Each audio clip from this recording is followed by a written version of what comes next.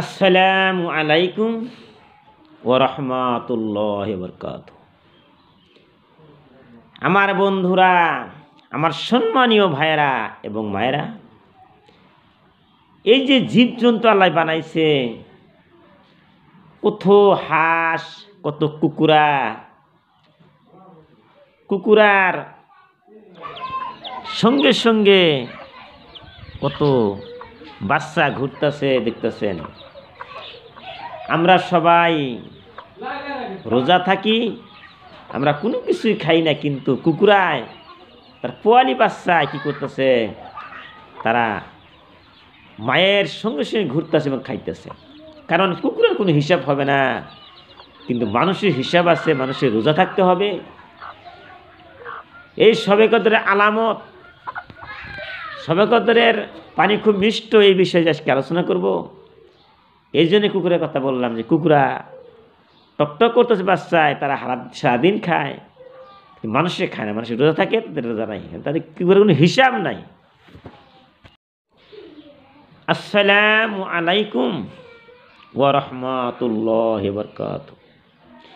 আমার সম্মানীয় ভাইরা এবং মায়েরা, আমরা সবাই রোজা আছেন, আমি রোজা আছি। তাই শবে কদরের পানি খুব মিষ্টি, শবে কদরের পানি খুব মিষ্টি, শবে কদরের পানি খুব মিষ্টি।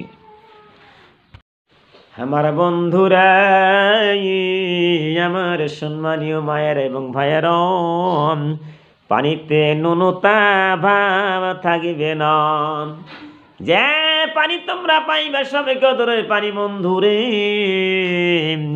যদি কপাল ভালো থাকে, সমুদ্রের পানি তোমরা দেখবা শবে কদরের হারে, শবে কদরের পানি দেখবা, ওই পানিতে কোনো নুনতা নাই, কোনো তিতা তোমরা পাইবা না, খালি মিষ্টি আর মিষ্টি। সুবহানাল্লাহ। আইয়ুব ইবনে খালেদ রাদিয়াল্লাহু তাআলা বলেন, আমি শবে কদরে আমি গোসলের প্রয়োজন হওয়াই, গোসলের প্রয়োজন হই সমুদ্রে নামলাম। সুবহানাল্লাহ। আর এবং গোসল করলাম, এসো শক্তিশালী আল্লাহ, যারা রোজা থাকে তাদের সকলকে শবে কদরে সমুদ্রের মিষ্টি পানি দিয়া গোসল করার শক্তি দান করো। সুবহানাল্লাহ, আল্লাহুম্মা আমিন। আইয়ুব ইবনে খালিদ রাদিয়াল্লাহু তাআলা বলেন, শবে কদরের পানি মুখে নিলাম। সুবহানাল্লাহ। শবে কদরের পানি মুখে নিলাম এবং বুঝলাম পানি লবণাক্ত নহে, বরং মিষ্টি। সুবহানাল্লাহ। বন্ধুরে, শবে কদরের পানি যদি তোমরা পায়া যাও, তোমাদের জীবনের গুনাহ মাফ করে দিব। ওই সমুদ্রের পানি কোনোদিন তিতা থাকবে না। যে তোমাদের ভাগ্যে শবে কদর জুইটা যায়, আল্লাহুম্মা ইন্নাকা আফুবুন তুহিব্বুল আফওয়া ফাফু আন্নি, এই দোয়া তোমরা পাঠ করবা বন্ধু। যদি তোমাদের কপাল ভালো হয়ে যায়, ওই পানি তোমরা মিঠা মিঠা খাইতে পারবা, পানি মিষ্ট হয়ে যাবে, তিতা থাকবে না। মায়েরা শোনো বন্ধুরা, সেদিন ছিল রমজানের 23 তারিখ। সুবহানাল্লাহ।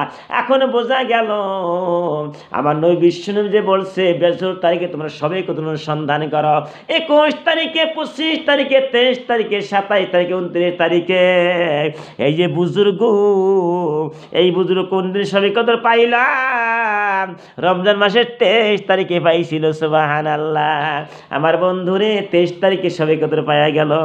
আরে আমার সম্মানীয় ভাইয়েরা এবং মায়েরা, মনে রাখবেন শবে কদরে সকল জিনিস শক্তিশালী আল্লাহকে সিজদা করে। সুবহানাল্লাহ। দুনিয়ার মধ্যে যত ওলিয়া আল্লাহ, গাউস কুতুব, গাছ বৃক্ষ, তৌলতা, যত ফেরেশতা আছে, সবাই শবে কদরে আল্লাহকে সিজদা করে। কিন্তু মানুষে ঘুম পারি শবে কদর রাইতে, এত কপাল আমাদের খারাপ, ওই রেনে জায়গা আমরা উপাসনা করি না। কিন্তু অনেক গাছরা তারাও আল্লাহকে সেজদা করতেছে, আরে আম গাছ সেজদা করে, জাম গাছ সেজদা করে, সকল বৃক্ষরাজি মাটিতে নুয়া পড়ে, আরে আবার সোজা হইয়া দাঁড়ায়, সুবহানাল্লাহ।